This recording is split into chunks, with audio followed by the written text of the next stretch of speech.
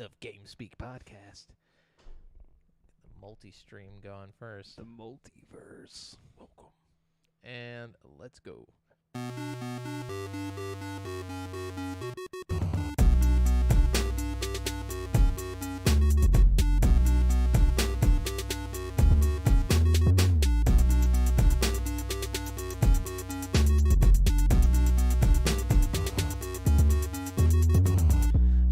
Yo, and hello, and welcome to the 258th episode of GameSpeak Podcast. New episodes go up for free feed subscribers every Wednesday in audio format on Apple Podcasts, Stitcher, Google Play, Spotify, and all of your favorite podcast platforms, as well as in video format on YouTube, so you can see us in Stunning HD, where we need you to hit subscribe and click that notification bell. We are now streaming live every Monday at 7:50 p.m. CST on twitch.tv/GameSpeakPodcast, youtube.com/CreateForSanity, and facebook.com/group/GameSpeakPodcast if you want to catch the show as it happens before anyone else.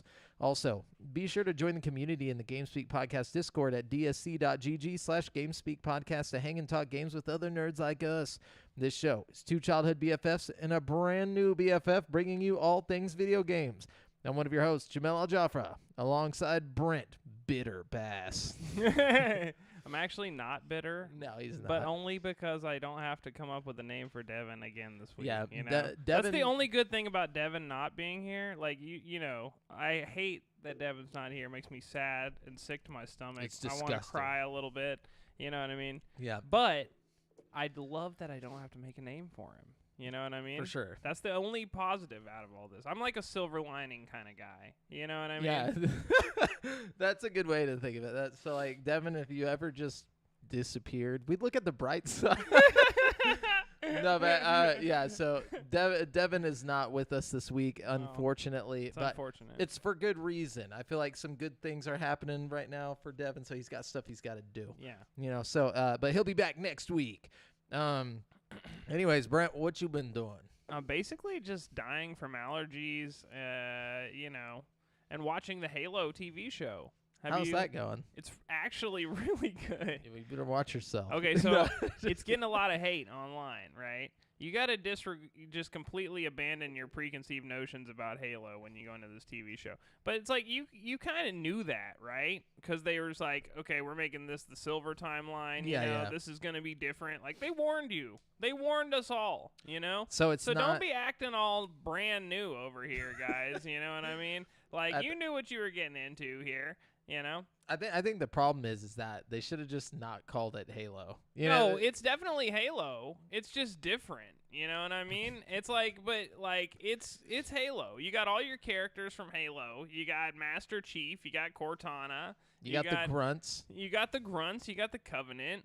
You know, but you also got some new faces. You got some weird characters. You No know? new friends. No, it's pretty good. Okay, so the first episode, I was like, all right, this is just like a bunch of CG, bunch of action. You know, that's not the best CG I've ever seen in my life. You know, I was underwhelmed by the first episode, but the second episode, they really start digging into the story and shit, and it's actually really interesting. And again, I know that it's not like super canon. It's not directly what everybody wants to hear, you know, blah, blah, blah.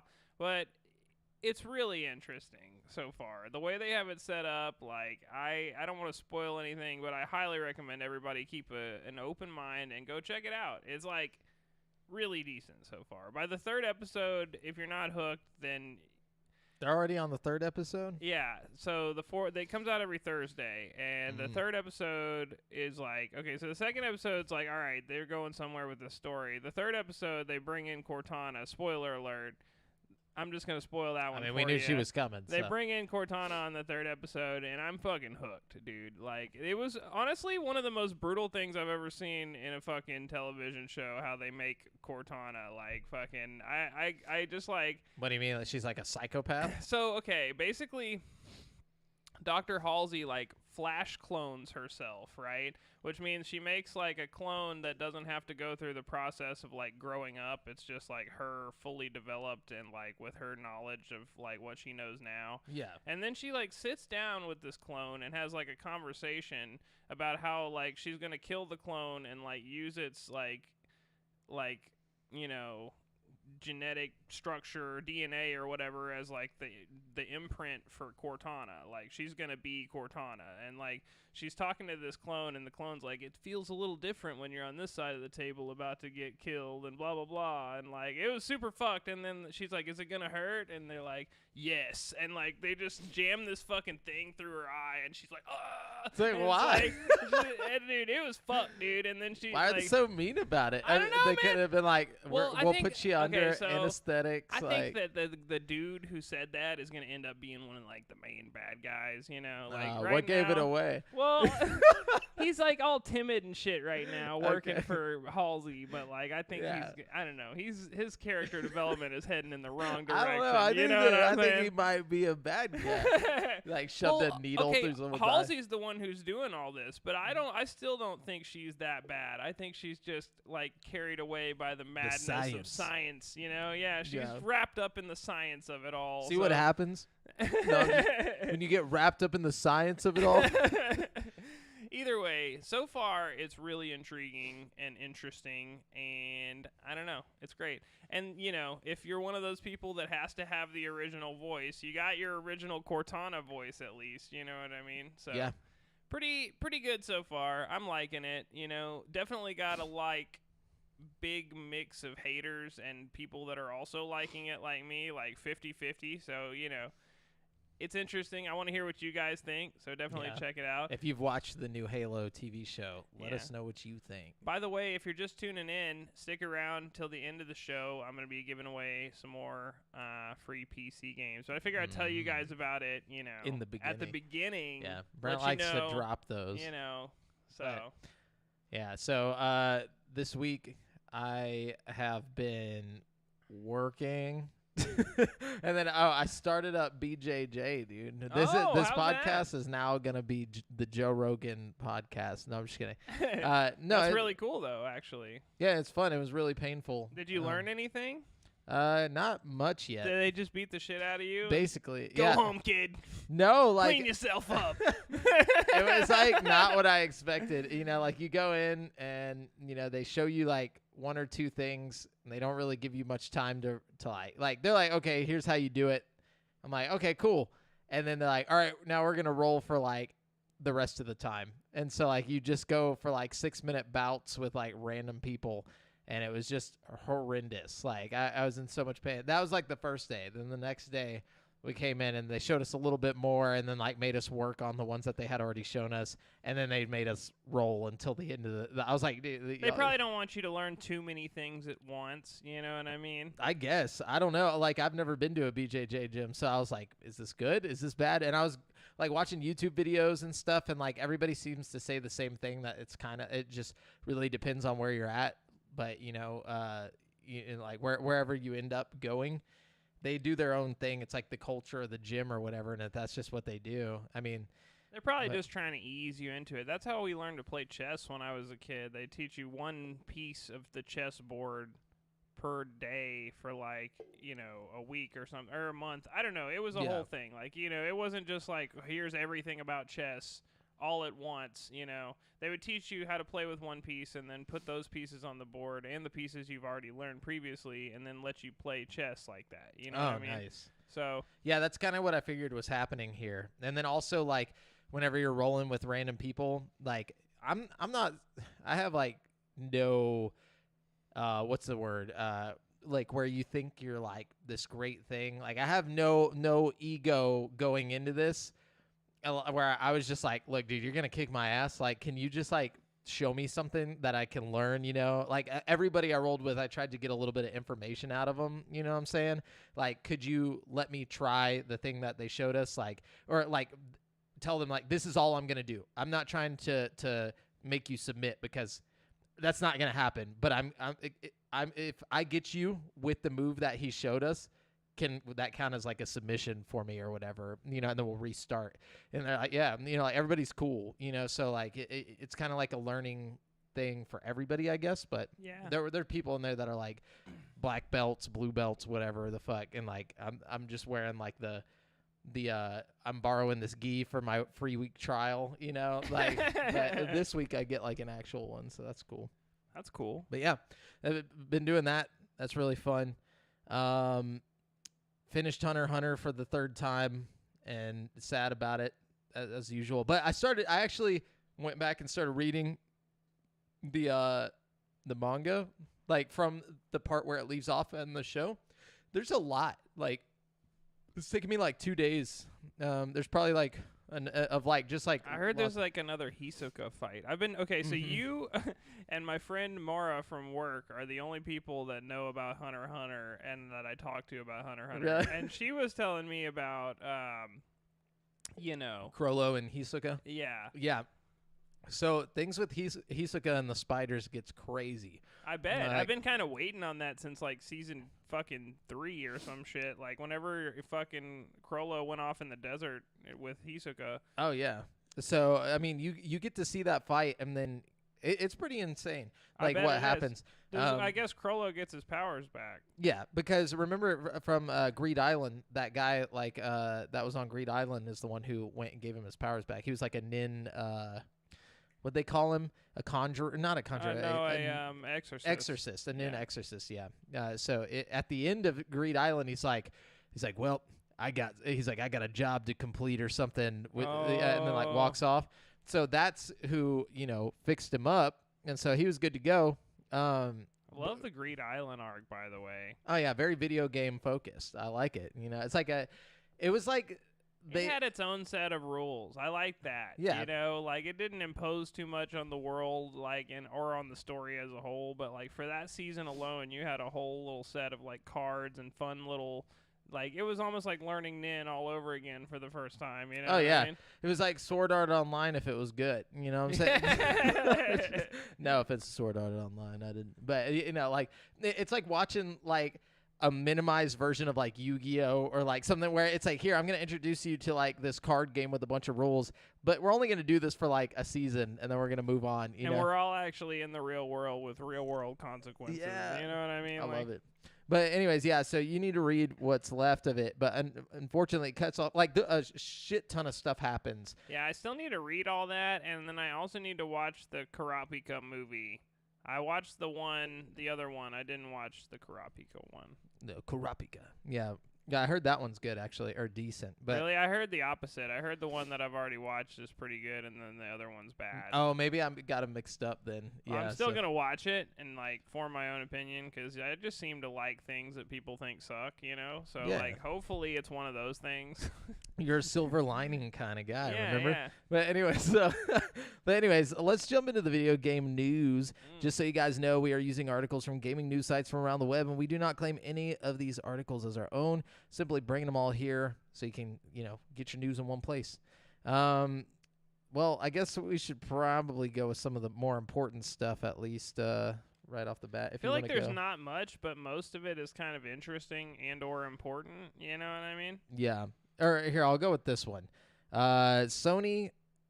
Hold on. It is like taking its sweet time. There we go. Sony Interactive Entertainment President Jim Ryan said on the official PlayStation podcast that Sony's first-party success has allowed it to invest into more studios. Quote, "We're in a really good place with PlayStation Studios right now, and we have been for the past few years. The critical success and the commercial success of the games that they've been making that have given us permission to invest heavily in content creation." Okay. Anyways, we're growing our studios organically, and we're growing through acquisition. That's why Sony just invested $1 billion into fucking Epic Games. Oh yeah. Well, he says we're in discussions with Bungie, and we have more planned. This is getting us into a virtuous cycle where success begets success. So basically, it sounds like they're about to acquire something else. I think that really was preceding the $1 billion investment in Epic that they announced today, along with Lego, who also invested $1 billion in Epic. So a total $2 billion investment in Epic was announced today, basically. But why? To further the metaverse. Okay. Apparently Epic is going to work with Lego to make like a kid-friendly space in the metaverse. It's just like the tree at the mall, like basically. Probably gonna be like a huge Minecraft ripoff with like Lego branding. It could be the biggest shit. Honestly, that could be really cool. The fact that so many corporations are throwing in this amount of money towards the metaverse, a lot of people must really see the vision here. You know what I mean? Like they see the vision. Like I see this as like a positive for the metaverse, but it also kind of scares me about like, what is it that all of these companies are imagining they'll be able to do with this metaverse to make money? Like that they are all willing to throw in insane amounts of money for like something that even Mark Zuckerberg said probably won't be here within the next 10 years. So from what I gather, this is just going to be like a virtual space where kids can like hang out, where it'll be like monitored and like, you know, supervised, so there won't be like child predators and shit all over the place. You know what I mean? Like it'll be like basically like a virtual chat room for kids, but with Lego shit everywhere. And like, you know, safety features in place and stuff. That's what I'm thinking. So I get you know what that. I mean? Like that's my No, I get it. Well, but I think the money here is probably going towards like creating content for it, like games and stuff the kids can play. Oh, I'm just talking about on a broad scale. I don't even mean Sony specifically. I just mean like, why is it that all of these companies are suddenly so just intrigued by the metaverse? I can tell you why Sony investing. and Lego specifically are. Sony is intrigued by the metaverse because they're heavily invested in VR as a medium. Lego is invested in the metaverse because they want to stay relevant. You know what I mean? People, they're Legos, you know what I mean? There's only so long Legos. But $1 billion? Did Lego drop $1 billion?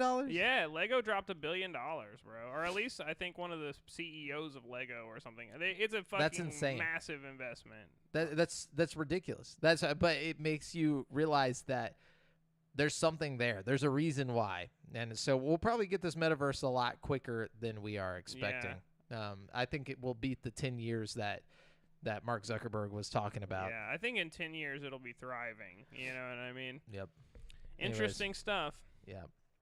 Okay, big one here. Square Enix has announced that development is underway on Kingdom Hearts 4, the next entry in the long-running Disney RPG series.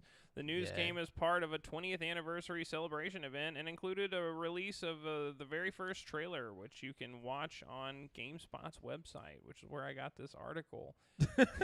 Kingdom Hearts 4 kicks off a new storyline for the franchise, the Lost Master arc. Sora returns, though, as you'll see in the trailer and screenshots, he's sporting a new look. Mainly, he got rid of his big-ass goofy shoes and looks more realistic now.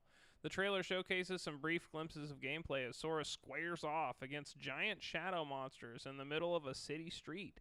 This new location, Quadratome, is which Square Enix describes as a large, expansive city set in a gorgeous, realistic world unlike anything ever seen before in Kingdom Hearts. No further details were shared on Quadratome or the overall gameplay or story. Donald and Goofy both return in Kingdom Hearts 4, and a new mysterious... Thank goodness. I know, what a surprise there. And a new mysterious character named Strelezia will be introduced. There's no word on what platforms Kingdom Hearts 4 will be available for, although Kingdom Hearts 3 was eventually released for PC, Xbox One, PS4, and Nintendo Switch, with the latter being a cloud streaming version. Likewise, there's no blah, blah, blah.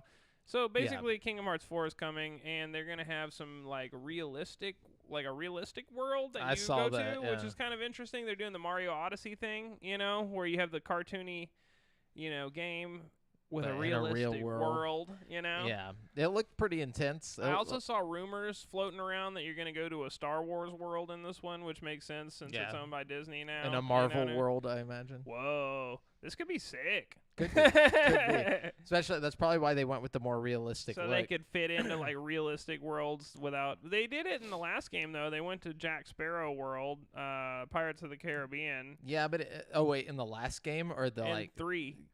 Oh, really? Yeah, they went to Pirates of the Caribbean, and they had a really beautiful, like, realistic world they built for that. Oh, nice. Pretty cool. I mean, it wasn't like, you know, the new city from the new game realistic, but it was still pretty...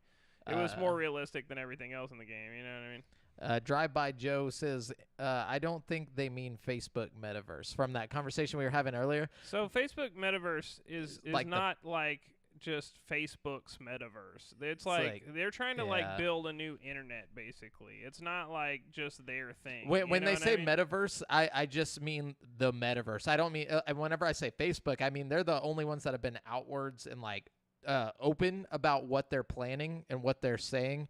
And Mark Zuckerberg actually gave like a timeline to when he believed that the metaverse would be, like a thing. And he said it would be like after 10 years because we have to have all these breakthroughs in technology. But with all this money being thrown at it, I have a feeling that those breakthroughs are going to come a lot quicker. Yeah. But with the like Facebook metaverse, I imagine Facebook is going to be like everybody's home.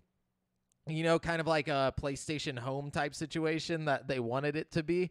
But like you turn on whatever VR set you're on and you see all your buddies in Facebook or whatever. Optimistically cynical says, what? Ooh, I like this. No, I'm just kidding. I don't know who this is, but I can't actually answer that on Facebook Live. But anyway, so drive by. Oh goodness. But anyways, yeah. So that's what I meant whenever I was saying Facebook metaverse. All right. So let's jump into the next bit of news here. Okay. I think this one's actually pretty interesting, even though I don't really care. Sonic the Hedgehog 2 has not only won the domestic weekend box office with ticket sales of $71 million, but it also had the best opening weekend of any video game movie ever. As reported by Variety, Sonic the Hedgehog 2 surpassed the record of $58 million set by 2020's Sonic the Hedgehog. The original opened during the President's Day weekend, and the sequel even beat the 4-day total of $70 million the first film had. So, not only that, but I've heard it's a pretty good movie. Yeah, I've heard it's fun. Yeah. I mean, how can it not be fun? You got Jim Carrey. You got fucking... I've heard it's even better than the first one. Yeah. Which a lot of people really seem to like, So that's cool. Yeah, I think this is good. But at the same time, how hard is it to be the best-selling video game movie? I think... That's why every time a good one comes out, Detective Pikachu, you're beating out, a few other. But that's what I'm talking about. Every time one of these comes out and it's okay, it beats out the last one because the bar was so low. Like, I think it's only going to get better. Like the next good video game movie that comes out is going to beat this one. Yeah, but now you're actually going to have to be pretty good to beat this one. Oh, you yeah, know what I mean? Like you can't just Tomb Raider lowball it this time, No, but that's great. I'm glad Sonic the Hedgehog 2. It kind of makes me want to watch it though. Yeah, I might have to check it out. But then I got to watch Sonic the Hedgehog 1. I can't just jump straight into 2, Yeah, I'm sure the story is just so deep. But I wish they had a way I could watch it how it was originally intended to be watched with this weird little they should hedgehog. Have that as on a special features. They really should. Just a whole version of it. But I'd watch the shit out of that. The thing is, though, I want to see that version of Knuckles and Tails. I don't want to see what Knuckles looks like, dude. But yeah, what's I gonna say? Oh, they brought in the Chaos Emeralds for the sequel, so I think that's also why people like it. It's probably getting more close to the games. You know what I'm saying? Like people are feeling like the nostalgia and stuff like that. Because in the first one, I don't think there's any Chaos Emeralds or anything like that. Okay. I feel that, but it's does it really matter that much? It's a fucking blue hedgehog fighting a guy named Dr. Robotnik. Excuse me, sir? Does it matter that much? Did City Escape not change the world? No, I'm just kidding. You're talking to the guy who thinks the Halo game probably should have had its story revamped and is happy about the Halo TV thing. You know what I mean? You don't think I give a shit about the fucking Sonic storyline. Dude, is there even lore? What the fuck? There's a lot of lore. There's a lot of lore. A lot of lore, dude. I'm telling you. Look, at least whenever it comes to Sonic Adventure, I feel like those games are pretty great and pretty deep. But maybe I'm just so deep. Not deep, but there's a story there. Yeah. There's a story. I know some of these words, but yeah, I don't know about overall how deep the lore actually is. But I imagine it's got some stuff, Yeah, some substance. Some substance. Anyways, what you got, Brent? All right, let's see what I was the one that brought up the blue. Nintendo expansion pack subscribers can soon try out a new game, as Mario Golf is being added to the service's lineup of N64 titles on April 15th. Nice. Just in time for the Masters tournament. I'm not going to lie. I went ahead and signed up for the Nintendo expansion Just for that? pack. No, not just for that. I was like going on a road trip and I wanted to play N64 games on the road. You know what I mean? Yeah. Road 64. It was worth, but like, I don't know. I'm sad it'll go away in a year. You know what I mean? I feel like I gotta play Paper Mario at some point in the near future just to like get my money's worth out of Majora's Mask, dude. Yeah, but I've got 3D Majora's Mask, which I like a little more. Dang. Damn. They did a good job on the 3DS remasters of those games, man. Yep. They really did. But a lot of people won't play them because it's on the 3DS. You know what I'm saying? Yeah, no, it's true. Anyways, while Cyberpunk 2077 has significantly improved from its notoriously difficult launch, a developer from CD Projekt says the game still has a long way to go. In a video posted on the Cyberpunk 2077 subreddit, Quest director Paul Sasko shared some behind-the-scenes information. When asked if CD Projekt is planning to deliver a DLC expansion this year, Sasko explained the studio's priorities. Quote, I can assure you that we are working on an expansion. We're working on stuff for you guys besides that, Sasko said. That didn't change. We are still improving the game because we are all aware there is work to be done. We're happy you guys liked patch 1.5, and that gives us more incentive to work for you guys because you show your appreciation for it, Sasko said. That's as much as I can tell you. We are working on stuff for you. Like I'm literally daily reviewing quests, talking to people about stuff, so it is happening. Okay, so basically, that DLC might still come. I doubt it. It's going to come. It might be a year from now, but it's going to come. We'll be in the metaverse when it drops. That's like how long I feel like it's going to be. But I have been seeing a little more positive feedback towards Cyberpunk lately. You know what I mean? In the gaming community, like a few people are picking it up for $5 at Best Buy or whatever. Like, yeah, this isn't so bad for $5. For $5. And it's like, it's never been so bad. No. But I mean, okay. It was never terrible. It just wasn't as good as the hype. Like I think there was so much hype that when a decent game came out, people were like, this is not okay. All right. And then it was glitchy. Obviously there was some stuff that they shouldn't, have put out, like all the bugs and everything. But I just feel like in my personal experience, and granted, I played on PC, which is definitely the best way to play it at launch. Yeah. So maybe had I played on console, I would have been like a little more sour about it. You know what I mean? But I had more bugs with Dying Light and Horizon. Both of those games at launch were really, really buggy. We don't talk about that. Okay? If it's a Sony first party, we don't mention bugs. All right, it's real. There's no such thing. But why not Dying Light? Nobody even talked about Dying Light at all. Like I spent so much time trying to climb walls and shit that were just obviously trying to like. That game was horribly bugged. Like that game, I was getting like stuck in shit. Like you know what I mean? Frequently. And if you tried to play like co-op, like it was just so bad. You would be like running right beside the other person, and then suddenly they jump like 20 feet in front of you, like, and then reappear behind you and shit. It was Speaking of jumping 20 feet in front of you, have you seen those Elden Run speed runners do the Elden Run speed runs? That was the most Elden Run. I mean, I'm sorry, Elden Ring. No, you just said it so funny. You're like the Elden Run, speed run, Elden Runs. It's like, what the fuck, dude? Sorry. No, yeah, but no. You know what I'm talking about, yeah, though, right? Like the no-hit, like, I don't know about the no-hits. The one I watched was like he did it in like 18 minutes or something, but like half the game he skipped by just like crouching with this sword and like doing a move that just like made him launch across the fucking map like all the way to the fucking last boss. Just it was great. The glitches I have real. not seen that, but that's cool. Remedy and Rockstar Games have announced they will be remaking Max Payne and Max Payne 2: The Fall of Max Payne. Oh. Yep, in a surprise announcement, Remedy will work with Rockstar under a new publishing agreement to remake the What's up? Oh, just a surprise announcement. More like, oh, shit, we can't do this at E3 because we're not doing E3 anymore. Like, yeah, no, it's true. Under a new publishing agreement to remake the first 2 Max Payne games for PC, PlayStation 5, and Xbox Series X and S, Remedy will handle development while Rockstar will finance the project, which will be in line with a typical Remedy AAA game production. You know what else is typical of Remedy? To remaster their old games right before they release a new one. You know what I mean? Oh, yeah. Like Alan Wake, and then we got Alan Wake 2 announced like shortly after. You know, I wouldn't be surprised if this is all just a lead up to fucking Max Payne 4. You know what I mean? That would be interesting. I doubt it, though. I don't even know what happens in Max Payne 3.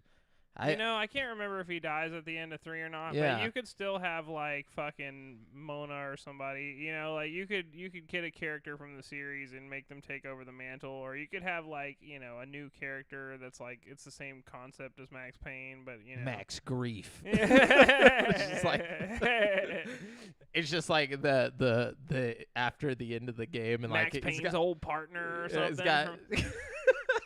Anyways, the Max Payne remakes will also be developed on Remedy's Northlight game engine, the same engine used to develop Control and the upcoming Alan Wake 2. So that's pretty cool. You know, I think a lot of people hear this and they're like, oh shit, Rockstar doing a remake, that's going to be horrible like the GTA trilogy. No, this is Remedy. Remedy puts love into their games. They don't fuck around, all right? And that's what they said. The money's coming from Rockstar, but all the work's coming from Remedy. So it's going to be great. Not to mention if you're making it with the same physics engine as Control, it's going to be perfect for a Max Payne game. You know, like glass breaking, shit flying all over the place, slow-mo, you know what I mean? Like. And this is another game that we said recently in one of our topics where we were like games that need to come back or whatever, or like have a remake. And we did it again, boys. We did it again. I'm actually really excited for this. Me too. I just played through the original Max Payne like less than a year ago. I feel like it was maybe it was 2 years ago. Time's flying. No, it was I during played it pretty recently too, actually. Yeah, I got it on Steam and played through. Yeah, that's what it was. It was really good. I still have yet to play Max Payne 2. I own it. Max Payne 2 is great. It plays just like the first one. Like graphically, it looks a lot like the first one. Like it's really fun. Yeah. Except you play half the game as Mona Sachs, so you're not Max Payne the whole time, which is pretty cool. Yeah, that's just a horrible name though. Like Sachs as an SACKS or SAX? SAX. Let's say like. It's just like that suck. I'm pretty if you were sure that was her name. I can't remember anymore. I played it relatively recently though. I'd be really pissed if I was like the sidekick to Max Payne and my name was just like Big Sax. Big Saxy. Mona Sachs. Hold on. No, that's I think we got something. Nope, that's not. Oh God! No. Don't look up that Mona Sachs. No, I'm just kidding. Okay, yeah, her name is Mona Sachs. Wow, what a horrible name. Oh man, that's such a good game though. Yeah. I like the plot in Max Payne 2. I don't know. Max Payne 3 is good too. Honestly, they're all good games. Anyways. Yeah. Moving on. Ubisoft has announced its next major mobile venture, Rainbow Six Mobile, a full port of 5v5 multiplayer first-person shooter Rainbow Six Siege. The core format of Siege, the 5v5 attackers versus defenders format featuring unique operators on each side, will be Rainbow Six Mobile's core gameplay experience. The team is hoping for 18 to 22 operators available at launch, while only the bank and border maps have been confirmed so far. But you know, aside from less maps and less operators, it should be basically the whole game for your phone. So that's pretty cool. Nice. Okay. Well, that's good. All right. Let me see. Speaking of like Tom Clancy's bullshit, we got some news here. Ubisoft has announced that it will be ending content support for Ghost Recon Breakpoint. After a little over 2 years of continuous updates, the final piece of content, Operation Motherland, launched back on November 2nd, 2021.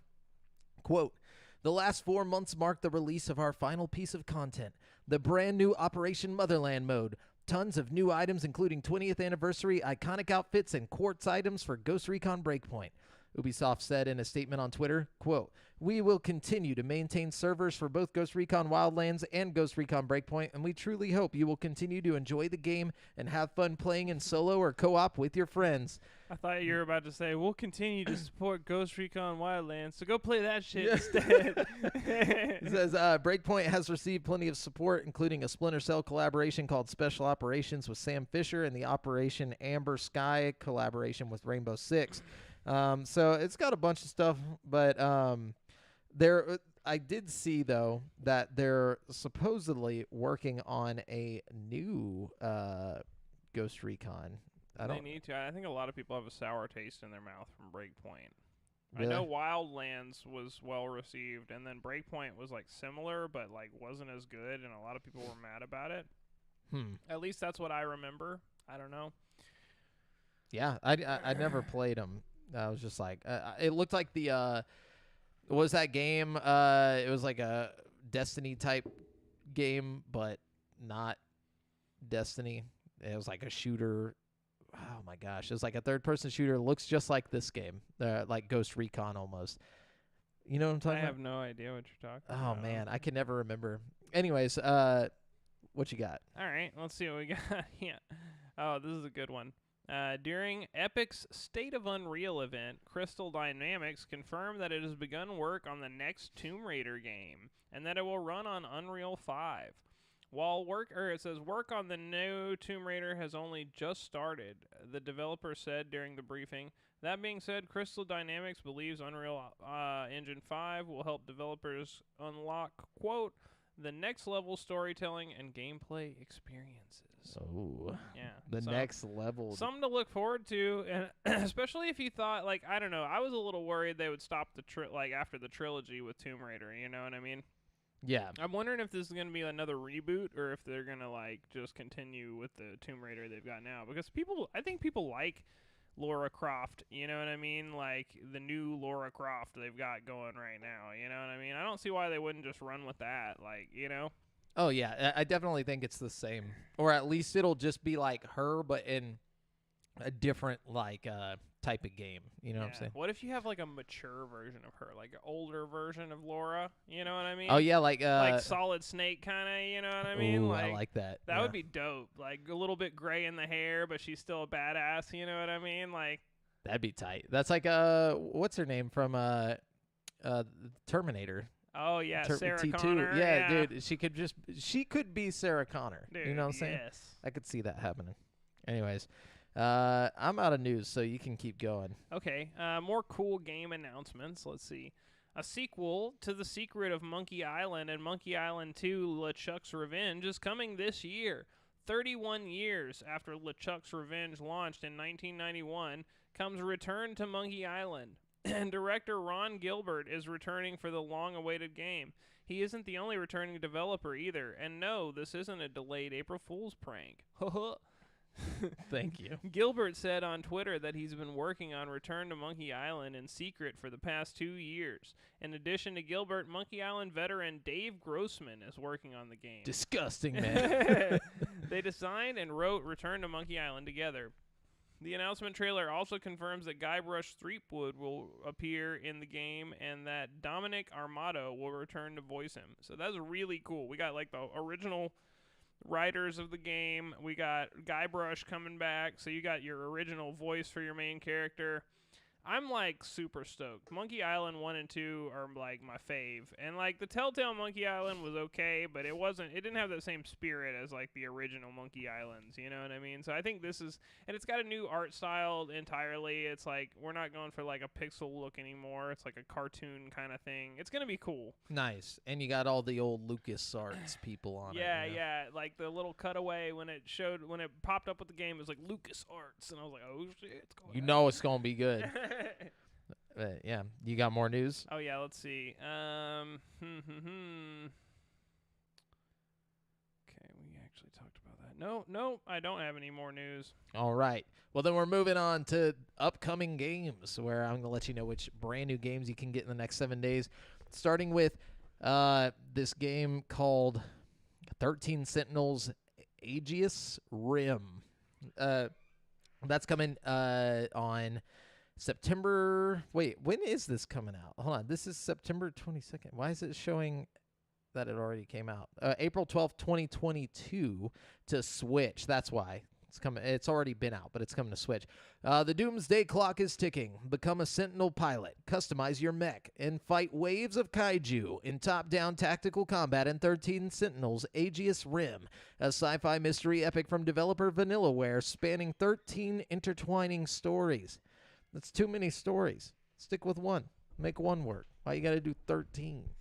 But anyways, and then we have this game coming out called Bayada. It's coming to PC on April 12th.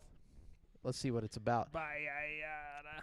In the 2D action-adventure platformer Bayada, you command a team of mercenaries and investigate a mining colony infected by an alien plague. You can choose your hero, explore a world packed with mutant monsters and deadly traps, and fight gruesome monsters with exciting run-and-gun gameplay. Brat. Brat. And then after Bayada, we got Symphony coming to Mac and PC on the 12th.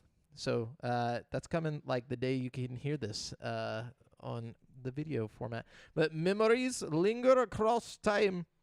Deep under Symphony Island, explore a massive cave network, link with unidentified species, and unravel scientific and spiritual mysteries, all while watched over by a supernatural being existing beyond human history.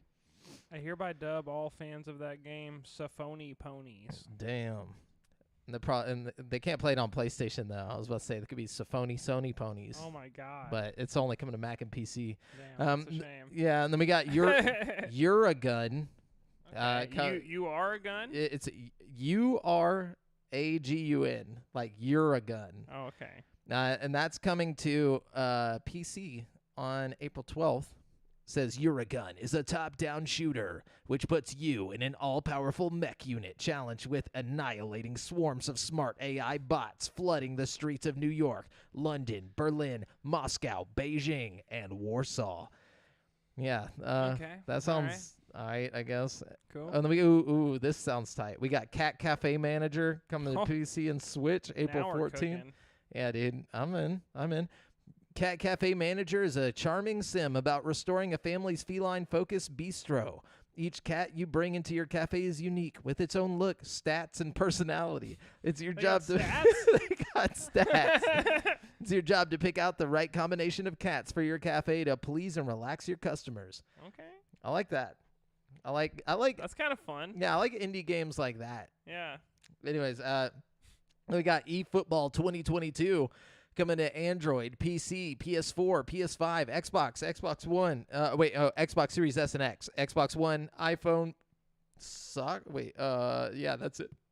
Sorry, I'm like dying over here. And that's coming April 13th. It says, beginning in 2021, eFootball reinvents Konami's football franchise. eFootball World is at the very core of the eFootball experience. And here, you can play with authentic teams to recreate your favorite real-life rivalries. Okay. Yeah, sounds interesting, I guess. Okay. And then we got Nobody Saves the World coming to PS4, PS5, and Switch on April 14th. This game here says... not with that attitude. No.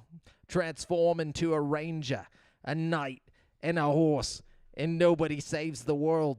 A new twist on action RPGs. I can't hold the Australian accent, dude. Was that supposed to be Australian? It was for a second, and then it went to like 3 others. From the creators of Guacamelee.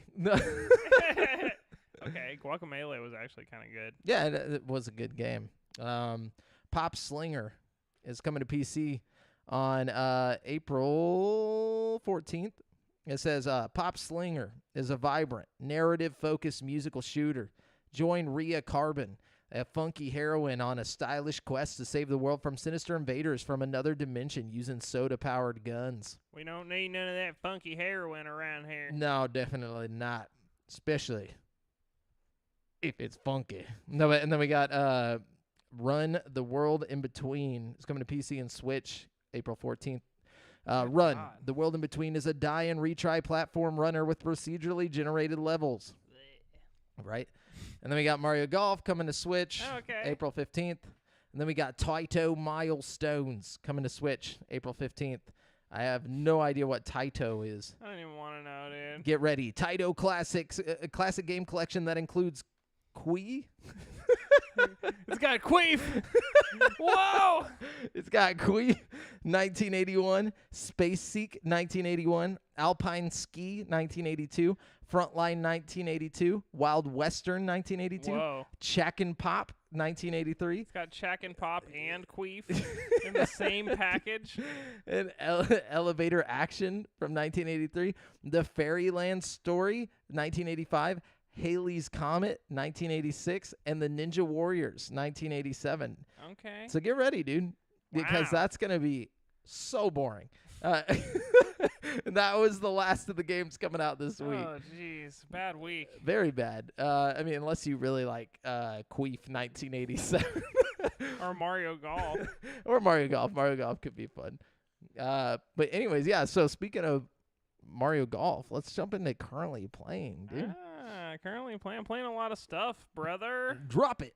All right, so yeah, I played the Nintendo Expansion Pass. First of all, I went on a trip to Dallas this weekend. Nice. So, got a little quality time with the old Switch because Audra was kind enough to drive us there. So I got like a whole 3-hour car ride Of Switch. of just Switch playing, Hell hardcore yeah. Switch playing. So I dabbled a little bit, In. I played a little bit of the Mario Tennis. Actually, a lot of the Mario Tennis. You know what I Like mean? the 64 Mario Mhm. Tennis. Okay. You know, there's not much to it really. I didn't realize this as a kid. I tried to tell everybody. Nobody listened to me. Everybody liked Mario it's fun. Tennis 64. I mean, it's got good Ooh. physics. It's good. It's a good. It's fun for multiplayer. Game. Yeah. Yeah. But at the core? No, I'm just kidding. No, anyways. There's no substance, okay? it's nowhere as deep as Sonic Adventures 2. No. Apples and oranges. Nah, But, okay. So I played a little bit of that. I played a little bit of the Mario, the Paper Mario. Not much of Paper Mario. I played the Paper I Mario. played the Paper Mario. I played the normal Mario. Mario. Yeah, anyways. And then let's see. I played Kirby. I played a lot of Kirby. Oh, Forgotten Land Yeah. Kirby or Mhm. Kirby? No, Forgotten Land Kirby. I went back to the normal Switch games. And yeah, it's pretty good. What do you give it? So far, I give it like an 8 out of 10. Damn. But like a solid 8. That's high. That's high praise. Yeah, that's not a bad thing, I mean, I thought you were gonna say like 6. I or don't like- think I've ever played like a shitty Kirby game. You know what I mean? Like they're all good in their own little way, even the weird ones. You know what I mean? But this one is Sure. awesome. I think my favorite is obviously the N64 one, and only because you can like mix the powers up. You know what I mean? I like being able to take the electric power and take the sword power and make like an electric sword. I thought that was super cool. Can't do that in this one. No, I mean you can't do that in any of them except the N64 one. I'm pretty sure. It's not fair. But You can't give and then take it away. this one you do kind of get close though because you can get the powers and you can find blueprints and then upgrade your powers. So like you can get you can get a gun. You can get Kirby a gun. Kirby can get a gun. Let me repeat Like this what 5 kind of times. gun? Like a Gattola. Actually, it's more like a fucking musket. Oh, okay, that's what I was picturing. Was like a turkey, like. But if you upgrade it, you get like the fucking peanut guns that Diddy Kong gets in that one game. They don't actually shoot peanuts in this game, but it's basically the peanut guns. And Kirby's just double pistol peanut packing, popping fools in the face. You know what I mean? Originally they were gonna give him real guns, but they Nintendo was like, yeah, that's not gonna work. That would be awesome. I would. There love wasn't that. gonna be like blood or anything, but they were gonna give him real ass guns. That would be I great. remember seeing something about that. They should have. Honestly, it would have been awesome. Yeah, but Anyways, so I played a little Kirby, and then I played a little Lego Harry Potter because it was like all of Lego Harry Potter on Switch for like $3. I was like, why not for the road? I'll get that. So, why not? Why not? Lego Harry Potter for the road. Treat myself Yeah. to a Harry Potter. No, but I played a little Lego Harry Potter, and then How's that? it's Lego Harry Potter. Yeah, that's what I figured. It's Lego Harry Potter. Okay. It's fun for the road when you don't want to pay too close of attention to something, But yeah, sure. just go with me. So I played a little bit of that, and then I got to Dallas, right? And we were hanging out, and we all got drunk, and I was playing around with my, girlfriend's cousin's husband's PS4, and he had fucking PT on there on his PS4. Did you sell it immediately on eBay? No, but we did talk about how much his PS4 was probably worth. But basically, I was like, look, let's play PT. So we did a whole playthrough of PT, which I've never, properly done. You know what I mean? Like, we played through the whole thing, How long did that take? Terrifying. About 30 minutes. Oh, okay. Because some of the puzzles are kind of hard. You know what I mean? Like, there are some parts we had to just straight up look up. You know what I mean? After, 10 minutes of just walking through the hallway, we're like, all right, we're not doing something. You know what I mean? But yeah, fucking scary, man. It's the one, still to this day, it's the one game I wish had come out. You know what I mean? Oh, for I sure. would give anything to play the real game. You know what I mean? I feel like Guillermo del Toro and what's his name, Hideo Kojima, just have the full game written out and all the fucking shit done. That's what I'm saying. Just waiting for one day for them to be able to drop it. And the fucking demo is so mysterious, and it just makes you want to play the game so bad. I've never played a demo that makes me want to play the full game so much. You know what I mean? But there is no actually, game. That's a lie. The Resident Evil 7 demo really hyped me up too. They did a good job with that one. But it just would have been such a good game, man. It really would have. Yeah. Anyway, so I played through that. A lot of fun. And I am currently playing Ghosts of Tsushima at home. Nice. I got finished with Elden Ring, and I was like, all right, I need to play something else, But then Ghosts of Tsushima is it's weird because it looks a lot like Elden Ring, because my character is a samurai in Elden Ring. Yeah. You know what I mean? So I keep wanting to run with circle, and I'll push circle, and he'll do this weird little shuffle thing. You know what I mean? Or I'll try to summon my horse, and instead of the horse just spawning underneath you, he runs up behind you, and you suck, horse. Or you push, in Elden Ring you use the bumpers to swing your sword, and Ghost of Tsushima, the bumper throws a bomb, so I'll blow myself up randomly all the time. Is the game fun though? Yeah, it's pretty fun. It's I don't know, it just doesn't feel as satisfying as Elden Ring. You know what I mean? It's good, but too easy. After spending 100 hours with Elden Ring, there's just something missing. You know what I mean? Yeah. But there are things I like about it a lot. First of all, the graphics are really nice in some areas. In some areas, you're yeah, this is definitely a PS4 game. You know what I mean? But wasn't there a PS5 update? No, it's the PS5 version, It's in full 4K, 60 frames per second and shit, but the water textures and stuff, you're that would, if this was made for PS5, they would have probably gone a little harder on that, you know what I mean? Yeah. But overall, it's really pretty, you know what I mean? And the gameplay is fun, there's nothing more satisfying than samurai style cutting down a group of 5 dudes coming at you, But I don't know, there's just something missing compared to Elden Ring. I was obsessed with that. But I did just download Demon Souls. Have you started it? No, but I got it installed on my hard drive, and I think I might switch over to Demon Souls because while my muscle memory is still feeling the circle to run kind of, you know what I mean? Oh, for sure. No, that makes sense. Plus, it is hard to go from something that's so skill based to just a normal open world where it's not really that skill based. Yeah, that's another thing. Ghost of Tsushima is really, I don't want to say it's really easy, but it's relatively easy most of the time. But then I'm not on the hardest difficulty either. I probably should crank it up to maximum if I want to feel that feeling, you know what I mean? My problem with difficulty modes in most games though is that they just make the enemies into bullet sponges. They don't actually make it harder. Yeah, it's now you have to hit them 4 more times, but you don't really have to worry about skill, just hit them a couple more times. I just honestly, I don't even having to think about difficulty. I just want the game to be whatever you want me to experience. If there's a normal difficulty, I put it on normal because I feel that's how the game is intended to be played. You know what I mean?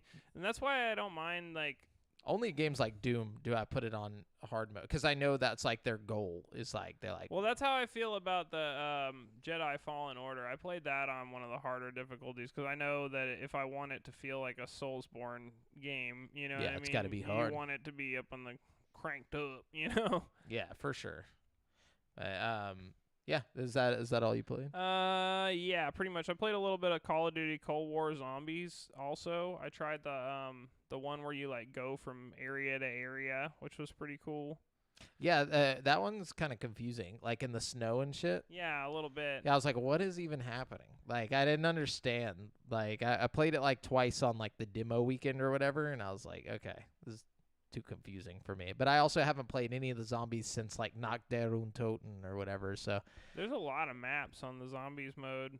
Yeah, I think I was just missing like a huge gap of history that like it probably would have helped me understand a little bit more. I don't really know if there is anything to understand. It just drops you in these areas, and then it's like, go through the teleporter, and then you go through the teleporter, and then you're in another area, and it's like, go through the teleporter, and then I don't know. You go like this other area, and it's like, go through the teleporter. I mean, pretty much, you know. Nah, I got you. Get it. You sure. get it. But anyways, so I've been playing Mario Tennis on the Game Boy Color thanks to my you've been little hitting sister. the Mario Tennis as well, I see. Yes, the classic. And I didn't realize how like I knew the game was deep. All right. Yeah. I knew it was deep. Uh-huh. I didn't realize how fucking deep. All right. So like as a kid, I was like, wow, this is fun. It's like tennis. They thought of everything. Like it's like a tennis simulator with 2 buttons. Like it makes no sense. Like on the home screen, there's a dictionary that like has every tennis term in it and like a description of what it is and how like what it means, like if a character says this or that or whatever. And so I'm just like scrolling through it. It's got like everything you can think of. It's like from A to Z tennis, you know, definitions and stuff like that. You go into the game, like you start in you start at university on the like lowest team or whatever. I already forgot, but juniors. And so like you go in and it's just like legit where you have to challenge the person ahead of you on the rankings to go up, like if you want to do rankings or whatever. So you start in junior, you go all the way up to varsity, and then you join a traveling team, and then like and the whole time there's like these like tutorial / mini games or whatever. Somebody just bought Battlefront 2 today. Oh, that's the jam right there. Yeah. Is it the old Battlefront 2 or the new Battlefront 2? I like them both personally. But, yeah, let me see. You know. Ronnie Connell said that. Ronnie. Yeah. It's just really interesting. So like you are constantly leveling up your character like however you want. You know, there's like a thing for top spin and slice spin. Like you can put a point into there, or you can do it for speed and control, and then like you could do power shots and all that, whatever. And you build it up the way you want. I'm like level 25 or and then you can also be putting points that you get into your random CP or computer player buddy who becomes your doubles partner if you play through the game on doubles. So like and you can build him however you want. Is the story different if you're playing on doubles? No, it's the same except for you have your buddy like who will like talk with you and stuff. Like I think it's a little bit different in that aspect. But as soon as you get to varsity, you can go into the training center and like get new rackets and new shoes and stuff that have like different stats and like all these things. It's ridiculous. It's ridiculous how deep this RPG is. And not only that, like the games are legit tennis games. Like you play in these little courts, like, that look like the legit thing, and you got to hit it in the exact spot. Like there's like tutorials that they have where you have to use top spin to make it go around like things, and then make sure it lands in the service area and like all that stuff. Like it plays exactly like real tennis, so it's just stupid. How far are you right now? I'm halfway through. Like I'm in the I rank 3rd in seniors, and then I'll go to varsity. So have you took on like Mario and the gang yet, or you can't? It's a full RPG on its own. Spoiler alert, but you don't play any of the Mario characters until the final tennis match, which is against Mario, and he's just I was about to say, I feel like I remember playing boss. against Mario in the actual story, but it was like a weird thing. Yeah. Yeah, he's like insane when you reach him. And it's crazy because each person that you move up, so like you start at 4th or 5th, and then you challenge the 4th player or 4th rank, like they get harder and they use different tactics. So like one chick will always play the net, and then like you get to the next one and the guy's just super fast and he'll like run back and forth like constantly, like, you know, and so you'll have to use like a lob to like get him to come up like or run back and like hit it, and then he's all the way over here, so then you just do like a power shot straight to the left, you know, like you have to like tactically think about it. It's pretty fun. That's fun. But anyways, really fun. And then I got Pokemon Puzzle Challenge. I've been playing the shit out of that as well. Like, going hard on the Game Boy, I see. Oh, dude, I didn't mod my Game Boy Color for no reason. All right, and all these games look so fucking beautiful. I was about to say it's probably like screen. A remaster almost on all of them. Like, oh, it is, dude. But yeah, Pokemon That's why Puzzle I think Challenge. They need to put the Game Boy games on the Switch because people could experience these games in like a super HD way that they never really have been experienced before. You know what I mean? It's kind of upsetting that they haven't yet, but I'm sure they will. But yeah, and then I have the Pokemon trading card game on the way. That's gonna be the next one I play. But the Puzzle Challenge is actually really cool. Like you get to play against all the gym leaders from Gold and Silver. You were telling me about it last time. And then the Elite Four, like at the end. That's sick. It's fun, dude. It's really cool. Dude, have you like really played through the Pokemon trading card game? I never beat it or anything when I was a kid. That's another extremely deep like Game Boy game. Like it's way deeper than you'd think. Like, oh yeah, that's what I like about it. I like how the Game Boy had all these like open world RPGs technically, because they found a format that works well for the Game Boy. You know what I mean? That people liked. You know. So it's such a crazy thing. But anyways, that's what I've been playing. I'm probably gonna try and play Persona as Brent was offering up. Highly recommend it this week. Yeah, I need to get into Persona because the Hunter x Hunter postpartum or post anime depression is real. So just be aware that once Persona's over, you're gonna have Persona post anime depression. That's all right. I'll just go back to Hunter x Hunter. Or you can play Persona 4. That's what I ended up doing. At least there's more. At least there's an ending. Yeah. You know, like I don't have an ending. That's true. Yeah. There is a decent ending. Yeah. I think that's what really kills me with Hunter x Hunter is that like I hate not knowing things like they are the answer to something. Well, I mean, like we met Gene, you know what I mean? Like it's technically, I mean, like a decent stopping point, but it's like, you know. Yeah, but you can't just leave my boy without Nin. Like you can't just be like, oh, Gon doesn't have Nin now, and he's going separate ways from all of his friends. He doesn't have Nin now? No. Like whenever How did he climb the world tree and like feel its vibe and shit while he was climbing it? Like he's just dope as fuck. Like he was already dope as fuck before he accessed his Nin.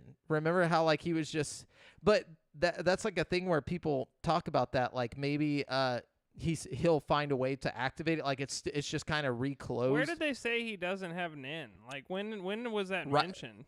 It's like right after, like in the it's not in the show. It's like literally a couple pages into the stuff that comes after. He calls Gene and he's like, "Hey, I can't use my Nin anymore." And he's just like, and it was like almost like just a throwaway thing. Like, yeah, it was like ever since I got healed or whatever, I haven't been able to use my I can't feel my aura or see anything or whatever. And he's like, "Oh, all right. Whatever," and just kind of leaves it like that. Like you don't ever hear from Gon again. Like I'm sure he's gonna come up later in the story, but he's not in anything that's been written yet. So like he just kind of got written out, and then in a way of like, oh yeah, he just doesn't have Nin anymore. Like because remember he was like, I want all the power I'm ever gonna have, is what he says whenever he makes that contract.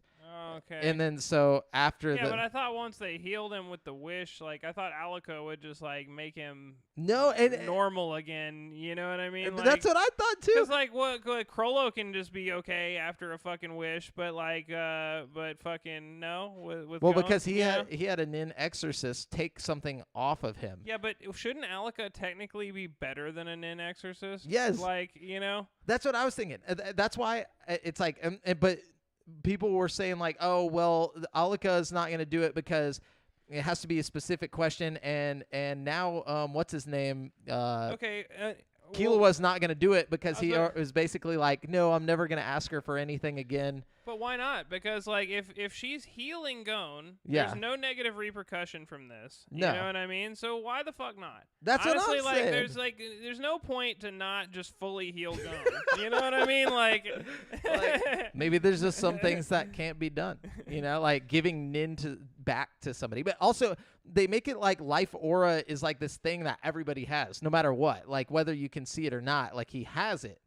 It's just like he can't expel it from his body. Yeah, he can't access it anymore. But maybe it just needs to be reopened. Like his little. Remember they like opened his whatever they are, his chakras or whatever. Maybe he's just got to do that again.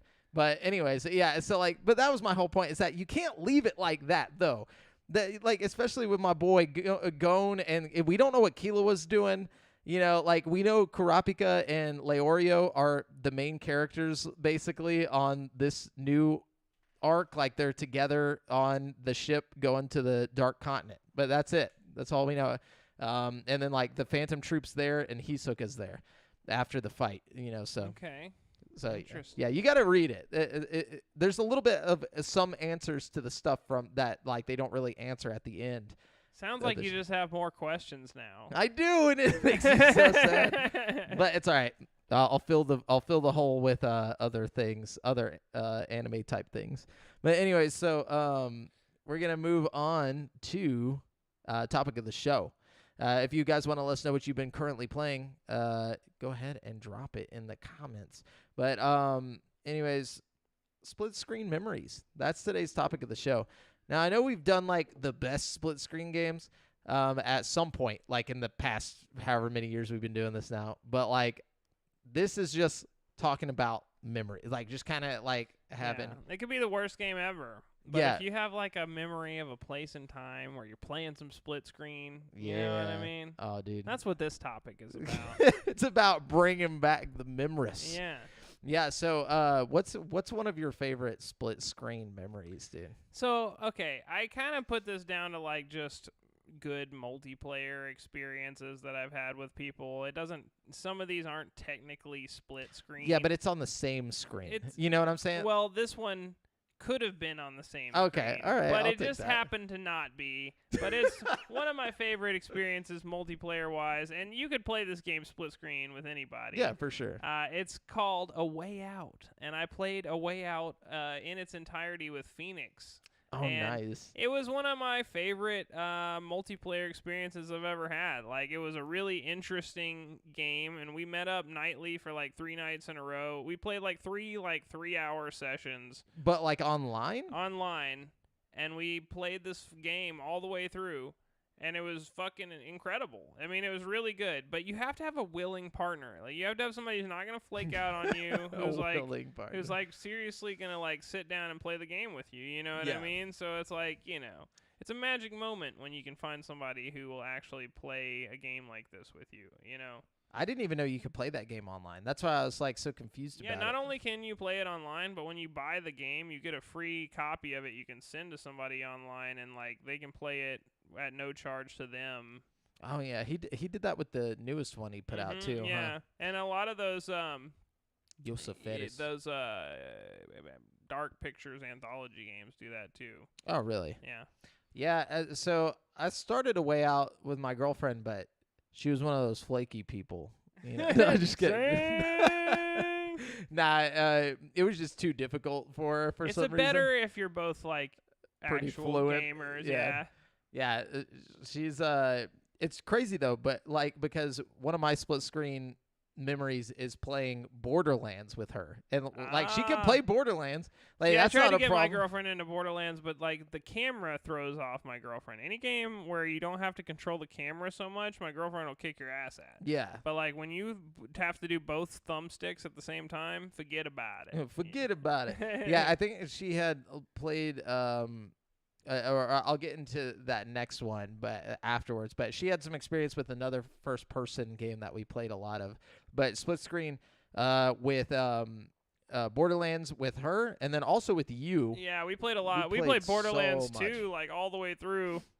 That, and even before then, I played Borderlands with a couple buddies whenever I was still in high school. Like you and I played it like right after we graduated, like around that time. But whenever I was still in high school, I remember I had a couple buddies that we would play it like all the time. Like it's just one of those games that like I never touch anymore. I never think about, but like I had so much fun. Like I've with been playing friends the Borderlands, the new Tiny Tina Wonderland Borderlands with Aaron Jones. We've been going in on that. How is it? It's pretty good. I mean, it's it's Borderlands with like magic instead of grenades, basically. Nice. Okay.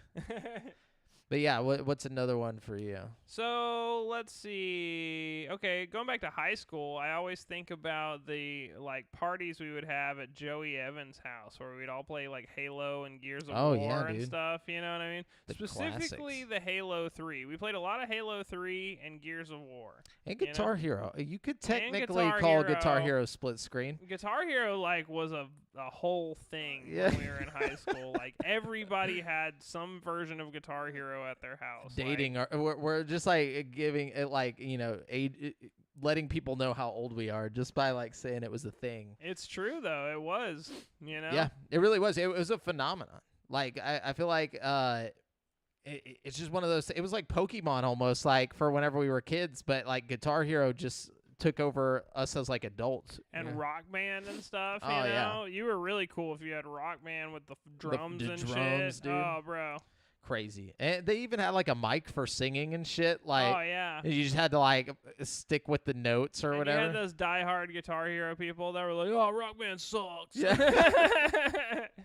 Guitar Hero is more accurate. Yeah, dude. But yeah, the other one that I've had a lot of experience with split screen is Minecraft, which I've that's done. Another one we played a lot of. Yeah, you and I played a lot of. Me and my girlfriend played a lot of. We have like a whole like world. Me and my girlfriend have a whole like Minecraft world where we had like farms and shit and like just like everything you can think of. We were just Googling shit like, oh, how do you do this? All right, we're gonna do that and like build this. It was just like every day for like a month or so of just like, okay, we're gonna Google how to find this type of material and then we're gonna make this thing. And like that probably helped with the shooter game. Is that what you yes, that's what I was gonna say, is that we played Minecraft for so long that she had gotten used to the camera, the first person view, and then so it translated pretty easily to Borderlands. Okay, that's probably a great training game for like, It is. Definitely. Another game we played a lot that we haven't talked about yet is Resident Evil 5. Dude, that game, like on its own, sucks. But like with the co-op friend, buddy, it's fun as fuck, dude. And I played through Resident Evil 6 with my nephew a little while back, and that was actually pretty freaking fun too with a partner. Really? I think those games were just meant to be played co-op. You know what I mean? Like they're not as bad as everybody wants them to be if you're playing with a friend. If you're playing solo, it's like, all right, come on, get out of here. But co-op, they're a lot of fun. Yeah, and I think that's what they were going for, was more action. Like it was almost like a Michael Bay film, but in video game form, which is fine. It's not Resident Evil, but like it feels like it's like if you took I don't know, like just like a fun Tomb Raider game and made it split screen and turned everything into zombies. Like I don't know how to explain it. I kind of do enjoy them, Oh, I do. I feel too, like we should have like a whole different thing, Like maybe not mainline Resident Evil games, but keep making some games like that, Just make them like little offshoot games, Just RE co-op, dude. Yeah. But those are definitely fun. They're like action survival movies. But anyways, yeah. Oh wait, that was you or was that? I don't even know. Yeah, because we were both. Here, you just go. Got memories. Okay. Got memories. So one of my favorites is the Dark Pictures anthology, but the most recent one that came out, House of Ashes. I played through that game like 6 times with my girlfriend. Like fucking, we went through it trying to make every different decision, trying to make everybody come out alive in different ways, and like we had so many different crazy things happen to our little characters, and like. It's just, I don't know, like, sometimes there are things that you think you can change, and you can change them, and different, but it, like, the result is so much different than you expected it to be, you know what I mean? It's like, one way that we took was bad, and it's like, okay, we're gonna go the other way, and then the other way ends up being like 10 times worse. You know what I mean? Was there a way to actually beat it without killing anybody? Yeah, totally. Yeah, Wow. all those games you can beat them. You can like win without killing anybody. But honestly, on the runs that you end up, okay, so like my first playthrough ever of, I think. Maybe it was like the one before House of Ashes and the one after Man of Medan. I played through the whole game without anybody dying, and it was so fucking boring. And it was like, because I made all the right decisions, and like I just somehow managed to not kill anybody, and like just nothing bad. Like I didn't even hurt anybody. Like, you know what I mean? The fuck? That's pretty funny. But like, yeah, most of the time you'll lose at least one. You know, especially in like the Until Dawn games. I'm super psyched about the quarry. You know what I mean? Because like in those smaller games, you only control like 4 or 5 people, and in the Until Dawn, it was like 9 people or something like that, and the new one's gonna have like 9 to 10 people or some shit like that. So oh damn, I'm really excited. Plenty about of people to kill. Yeah, and it's coming out in like 2 months, so that is quick. Hype for I that. did not even realize it was coming that fast. Another split screen memory that I have is basically any of the Medal of Honor games or like 007 games from back in the day. Yeah. Oh man, so much GoldenEye time. and shit, dude. That was the bomb. The World Is Not Enough. Oh man. Conker's Bad Fur Day. That was another one that was just like, it was like the peak of N64 split screen, but it was like literally the last physical, the last game to come out on the N64. Like the GameCube was already out whenever it dropped. Wow. So like people were just like, oh no, yeah. That's why it didn't sell so well. Is because of how late it came out. You know, but I got it. And it was fucking awesome. It's like the last games on any console are typically like the most, you know, like, because they know everything there is to know about developing for that console. This generation of consoles is weird just because we don't have the that shortage and stuff, you know? Like, we would have stopped making PS4 games and Xbox One games a long time ago, I think, if it weren't for this weird shortage we're in. You know what I mean? Oh, yeah, for sure. Definitely a lot earlier. It's been almost 2 years, huh, since the new consoles dropped. I actually think that that's going to extend the life of these consoles by like a year or two probably, because like we're not really maximizing their potential yet. You know what I mean? And all the games that are maximizing their potential are probably still in development or about to be announced or are being announced. Like I think the Harry Potter game is going to be fucking amazing. It looks beautiful. It better be. It looks beautiful. Yeah. Anyways, what else you got? Let's see what else we got here.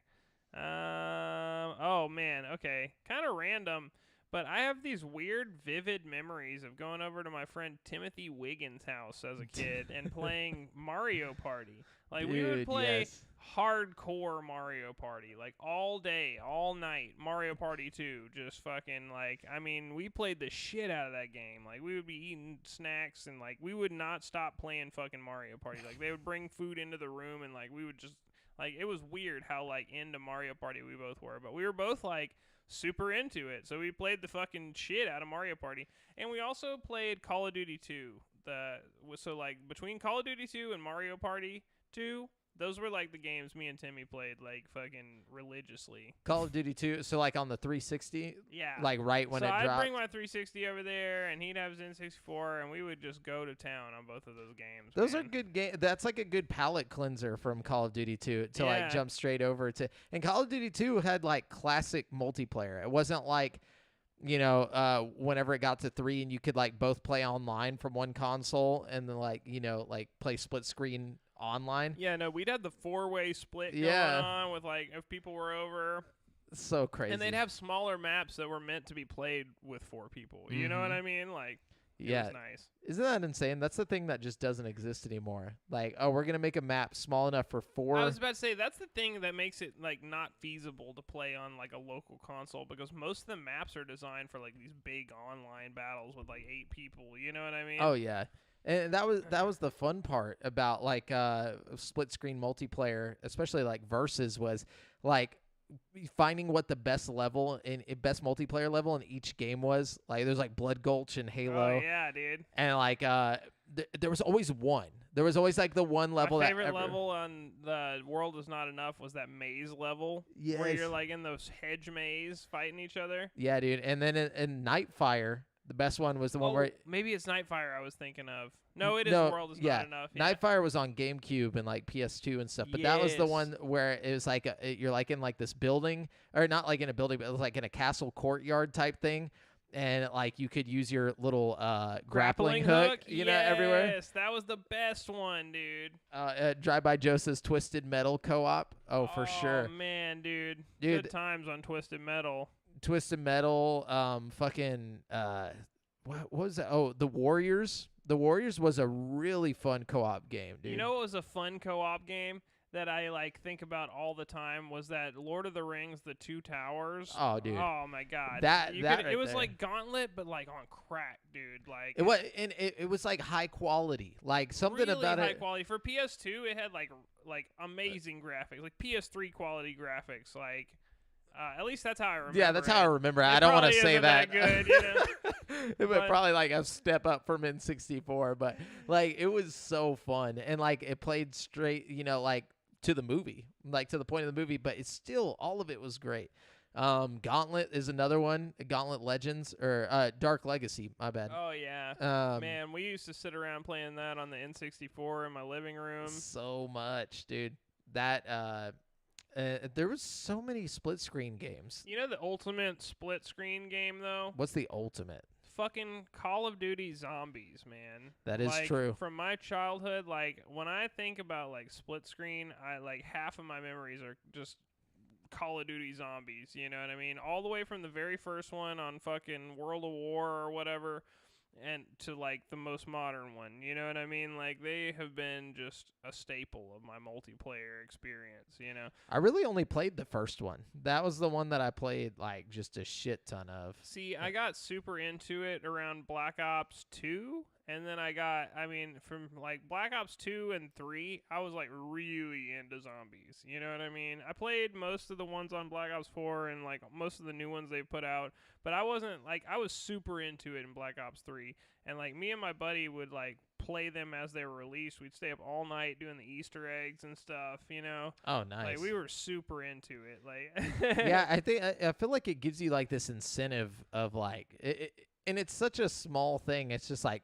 get further than you did last time, you know? Yeah, definitely. So it's like you just feel like a badass whenever you get to like a certain level I or think wave. It's kind of the same thing that makes Elden Ring so appealing. It's like the mystery of it all. Yeah. You know, like there's so many hidden secrets that are like not explicitly, you know, detailed or anything, or like Easter eggs, or like even hidden weapons in the maps that you have to do crazy sequences of shit that it doesn't really explain to you to get, you know what I mean? Like all that, like the whole having to look it up to figure out what you're going to do next kind of thing, like it just was so much, you know, and so interesting and like intricate, you know, and like I don't know, I just really got a kick out of all that. Like there was a whole meta to it, you know, like Definitely.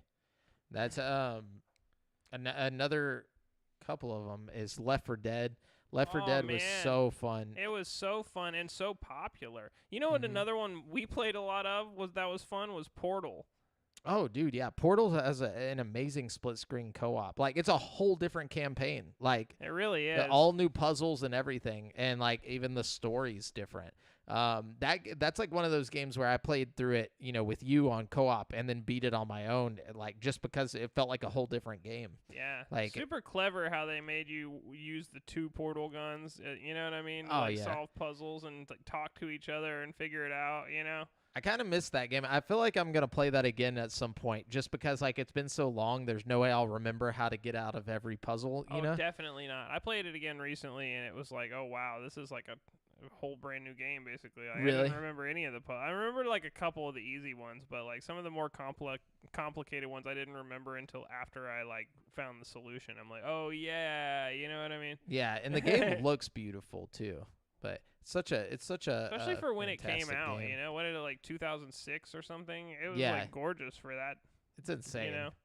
But yeah, The only other ones I can think of are like Burnout, Split Screen. I used to play so much of that. Oh my gosh. Any racing game with like split screen was fun. A lot of Tony Hawk split screen Oh, in my dude. past, you know.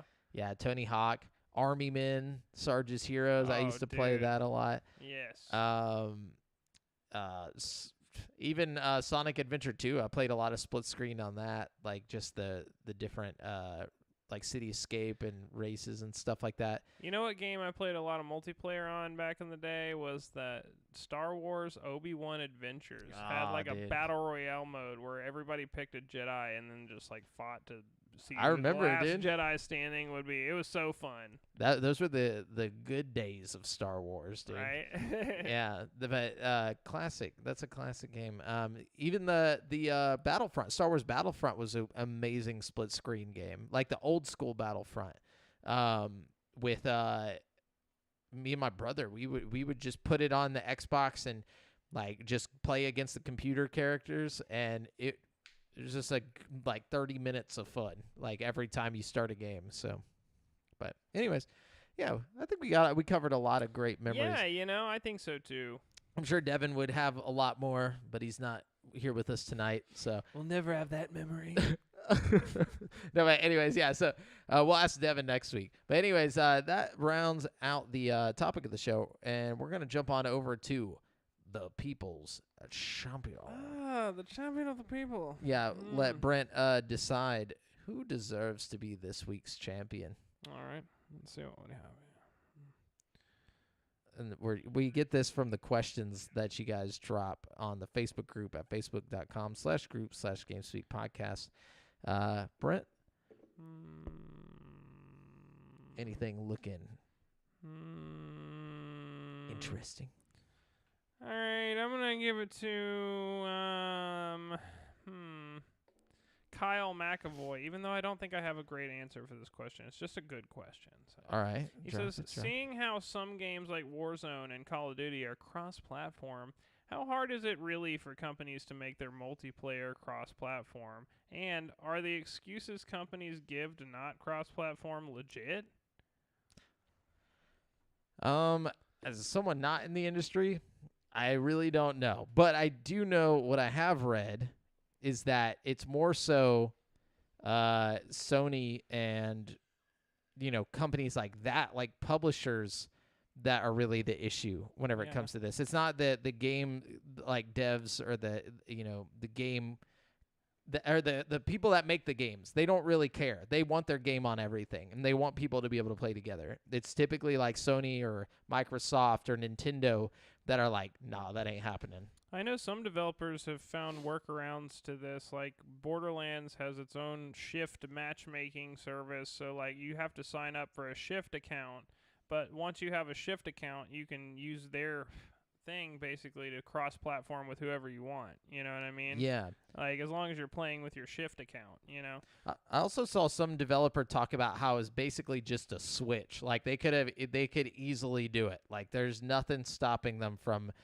doing it other than like higher ups being like, no, that we can't. So, I find that really interesting. And I imagine what he means by like a switch is something, the coding, but like. I think it may literally be that simple because like there was an instance way back when like Fortnite accidentally turned their their crossplay on with like literally like it was an accident, and they had PlayStation and Xbox playing together for a little bit, and they fixed it really fast, but it was like, oh, we accidentally did that. And it's like, how do you accidentally do that? How do you accidentally make your game good? It's like, not that it's bad, but like it's like, oh, we accidentally made something better. We got to take that off. But that's our thoughts on it, I guess. Yeah. On that, but good question. Good question. Good question. All right, moving on. We got Jason Domican here. He says, have either of you played Battlefield 2042? Is it really as fucked up as people say? We haven't played it, but Devin's played it, and Devin has said it is pretty fucked up. Devin didn't like it. I played the, what's like it? the little demo the beta alpha thing or whatever, yeah. And I liked the little bit that I played, but, I didn't really play it as much as Devin. Devin's a diehard Battlefield fan, so I would definitely go with what he says. He's been playing them since like the classics, and he was like excited about this one. He dropped the $70 the day it came out. Oh. Yeah, and he said, okay, I bought he Dying regrets Light it. too, and I regret that. So yeah, there you go. All right, we got Hans Yodel here. He says, so George R.R. Martin was supposed to be a big draw to Elden Ring. Does anyone actually know what he contributed? I don't think I've ever heard what he brought to the table, actually. I think he just, like, created the world. Like, the whole idea of the Elden Ring itself and, like, the fragments of the Elden Ring being the shard bearers and all that shit. I think that was all his idea, like the world building. Okay, so this is what PC Gamer has to say about what he did. Okay. Here we go. The facts. Okay, let's see. Nothing. Yeah, kind of like it says. Basically nothing. It wasn't always clear that this was going to be such a Souls game, which it most definitely is. Hold on. Where is the George R.R. Martin? Where exactly is George R.R. Martin's hand here? Miyazaki says that the pair had, quote, many free and creative conversations, which Mr. Martin later used as a base to write the overarching mythos for the game world itself. So by this, he's responsible for the world's founding lore. Quote, this mythos proved to be full of interesting characters and drama, along with a plethora of mystical and mysterious elements as well, added Miyazaki. It was a wonderful source of stimulus for me and the development staff. Elden Ring's world was constructed using this mythos and stimulus as a base. So basically, George R.R. Martin and Miyazaki sat down, and George R.R. Martin was like, yo, wouldn't it be fucking crazy if this shit happened? And Miyazaki was like, yeah, that's cool. Yeah. I'll write that down. Martin himself, celebrating the game's success a few days ago, downplays his role, which may just be graciousness. Quote, of course, almost all the credit should go to Hidetaka Miyazaki and his astonishing team of game designers who have been laboring on this game for half a decade or more. Well, that's true. Determined to create the best video game ever, Martin writes. I am honored to have met them and worked with them and to have played a part, however small, in creating this fantastic world and making Elden Ring the landmark mega hit that it is. So he basically was just like, yeah, I kind of have like this idea for like a world where there's like these like tarnished motherfuckers like walking around, you know what I'm saying? It's like the world's like all chaotic. It's almost like, have you ever played Dark Souls? It's like, yeah, we know a little bit about it. He's like, it's like that story, but like just change some of the words. Mix it with a little bit of like, have you played Bloodborne? Yeah. Put a little bit of that in there, Just like mix up the words, and like you can even throw. There's like this dope ass game. It's called Sekiro. Like you could have like just put a little bit of that in there. You good. And like I don't know, something like I don't know, just call it Elden Ring or something. It's like maybe like put a little Lord of the Rings in there too. Yeah, just, put a ring somewhere. There's a ring like Eye of Sauron. Yeah. We need that shit going. Cast the ring into the fire, that kind of shit. Yeah, and that's basically what the game is, and that's what George R.R. Martin did. I mean, that would have been tight to get paid to tell them to make the game. Yeah, not only did that he get they were paid, already but gonna make. He has his name just like plastered across one of the like highest rated games of all time, just from like chatting with Whatchamadilly a few times, Literally, like I couldn't tell a difference between this story and Dark Souls 3. It was like the exact same story. No, not at all. But oh well, it is what it is. I couldn't tell a difference between this story and Sekiro. I can't tell a difference between any of the From Software stories whatsoever. But I'm super intrigued by them all the same. Yeah, I know in Bloodborne there's like it's actually kind of different. There's like a fucking like blood plague or something going around. There you go. I mean, I'm probably like I might play Bloodborne soon. I think I might just go through all the From Software games because of like I'm so obsessed with Elden Ring. Yeah, dude. I've heard that so I've been seeing people rank the the From Software games like from most to like easiest to hardest, you know what I mean? Yeah. And a lot of people seem to be putting Bloodborne towards the easier side of the list. So I think I might go with that because I don't mind it being a little easier, you know what I mean? Like, give me a break here, you know? I kind of liked Elden Ring because I didn't feel like I was getting my dick smashed in every 5 seconds, you know what I mean? Like, hate that. I mean, I did get my dick smashed in every 5 seconds, but it wasn't like like frustrating. Yeah, was it? You know, I wasn't mad about it. It was a friendly dick smasher. Yeah. Okay, so we got Jason Domican again here. He says, my boy Jason, he says, also, I have recently gotten into the Age of Empires series. Nerd. No, I'm just He kidding. says, what is your guys' thoughts on the series and any tips? I have no tips for you. I'm too stupid for Age of Empires. Yeah, I also am relatively dumb when it comes to like games. I'm not gonna lie. I'm not gonna lie.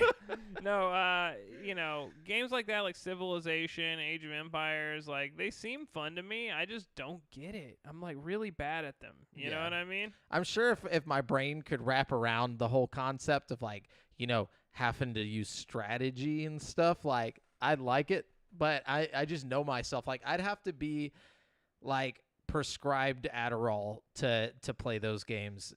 You know, like I would literally have to be you know, I'd have to go talk to my doctor and like, you know, get I just want to play Age of Empires, Doc. He's like, yeah, we're gonna have to get you the Adderall right now. Yeah, that's the only way you could get me to play those games. That's but real. Anyways, that's very real. Well, yeah, it is good to hear from you, though, Jason. Yeah. It's been a minute. All right, we got Kyle McAvoy. Or no, wait. We've already done Kyle. did Kyle. Okay, sorry. We got DL Schreiber here. Yeah. He says, what are y'all's plans after you're done with Elden Ring? What game is at the top of your backlog? So, okay, we kind of briefly talked about this earlier because I actually just finished Elden Ring and I moved Ghost of Tsushima up to the top of my backlog, but I'm starting to like, okay, I'm enjoying Ghost of Tsushima, but I don't think I'm enjoying it as much as if I had just, like, hadn't played something. Elden Ring. My problem is, like, it's so similar. It's not similar. Like, it looks similar. It looks similar, but also it's like a melee-focused, like, swordplay-focused game. You know what I mean? About, like, samurais and shit, and it's like, it's just too similar right now. You know what I mean? Like, I feel like I need to switch to something that's either, like, more similar, like another From Software game, or something that's like vastly completely different, like with guns and stuff. Yeah. You know what I mean? It's like getting the Wish version of Elden Ring. You know, like I don't know if I'd say that. not because it's bad, but I'm sorry, not that's the Wish. A little harsh. The game sucks. No, it's like it's okay. It's more like the whole thing where it's like, Mom, I want Elden Ring, and it's like we have Elden Ring at home, and you know, and then it's that game. Not that that makes it any better, but like it's not. I don't know. I don't know how to explain it. See, I don't really feel like that because in some ways, like it's like I don't know. It almost looks better than Elden Ring a lot of times. Oh, visually, it's got like a way better frame rate. So it's like more appealing in some ways, you know what I mean? But if the game ain't good, no, I'm just kidding. But like the game is good though. It's just different. It's like it. First of all, it holds your hand a lot less than a normal RPG does. You know, like usually in RPGs, it's like go here. With Ghost of Tsushima, it like has wind blowing in the direction you're supposed to go, so it's not like some big obtrusive like arrow on the road like go here. That's you know cool. what I mean? So like you follow the wind when you're trying to get to your destination, which I thought was a cool touch. You know what I mean? And there's like if you see a bird, like a yellow bird flies by, if you follow the yellow bird, it'll usually take you to some kind of cool thing. You know what I mean? Or like foxes will be out in the world. If you follow a fox, you'll find a fox shrine. You know, shit like that. Like it's like the world kind of tells you where to go. You know what I mean? That's cool. I thought was cool. But at the same time, having just played Elden Ring, I feel like even that was almost too much guidance. You know what I mean?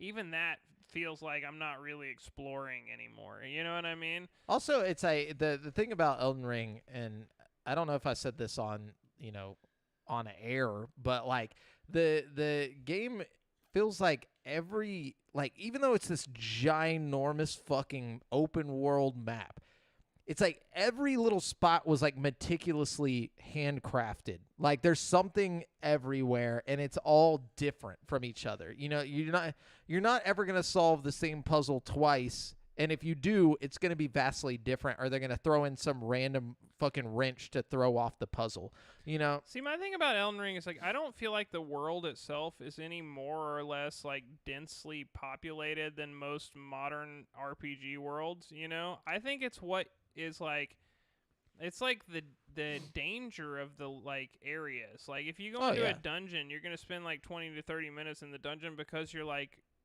trying to figure out the best route through the dungeon and like what you got to run by, everything what too. You don't want to run by, which you got to grab every shiny. Yeah, exactly. How you can run past the monster and grab the thingy you want and then run away from it, you know, or if it's worth losing your runes over it, or if you're gonna just fight it, you know what I mean? But then once you fight it, are you gonna have enough strength to go on further? You know, there's so many things to think about in like in that kind of game, you know. But also not knowing what you're gonna find, which is another thing. It's like, you know, I feel like they're so good at constantly surprising you, you know, with things. It's like you'll constantly stumble across interesting things, even at the very beginning of the game. Like you find like one of the dopest twin blades literally like 20 feet from right where you walk out, you know, but like I didn't even find it until like 20 hours in. Yeah, like I went back over and I was like, hey, I never looked over in these ruins over here. There's just a fucking dope-ass twin blade. Like, that is one thing about Elden Ring that's interesting, is how easily you can miss like essential items like the crafting kit and stuff like that. You know, they don't force it down your throat, which I like it, but I also kind of don't like scary. it. You know what I mean? It's like, oh man, what did I miss? You know, like. Oh, I'm sure. Like, like a year from now, someone's gonna finally 100% the game. Like, and right. and then like we'll know what all's in the game. There's gonna be constantly new stuff popping up that people are just finding, you know. I definitely feel like if anybody enjoyed Elden Ring, though, they should go play Sekiro. I really think so, or any of the other From Software games, because they're all very similar experiences overall. You know what I mean? Aside from the open world is definitely a big, huge, cool factor. But I mean, if you get like enjoyment out of Elden Ring as a whole experience, you will definitely like the other games. You know, they're a lot harder though. They are a lot harder, but honestly, like it's still worth it. You know what I mean? Like, definitely. Because honestly, I feel like if you've played through Elden Ring, even though the other games are way harder, you'll have like a baseline knowledge for how the game works and like the mechanics you need to stay alive. Like if you can play through Elden Ring, you can play through any of the Souls games. It's just going to be a little harder. You know what I mean? Yeah, for That's sure. how I feel anyways, you know? Definitely. But anyways, thanks for all the listener questions, everybody. We're going to round out the show with Brent giving you guys some free games. All right. I'll try to be quick about reading the codes, so, you know. Because they can always rewind. Yeah, I was about to say, you can always rewind, you know. So this time I actually brought like some descriptions of the games. I'm going to try to do this most weeks from now on if I can afford it. So, you know, I know you guys like some free games. So let's see. PC. Let's see. Oh, yeah, these are all for Steam. So go to Steam, click the Activate Game tab, and then type in the code. Sorry, let me find my pictures. That's all in my photos. Okay, let's see what we got here. Okay, the first game I have is Main Assembly. You are the designer, engineer, and architect. If you can imagine it, you can create it. Construct robots of any shape or size, from 8-legged spider bots to eerie UFO contraptions. And the code is EFT9W7H5TX V92QK. So check that out. The next one is probably the one I think is going to be like the best one out of the list. It's called Going Under.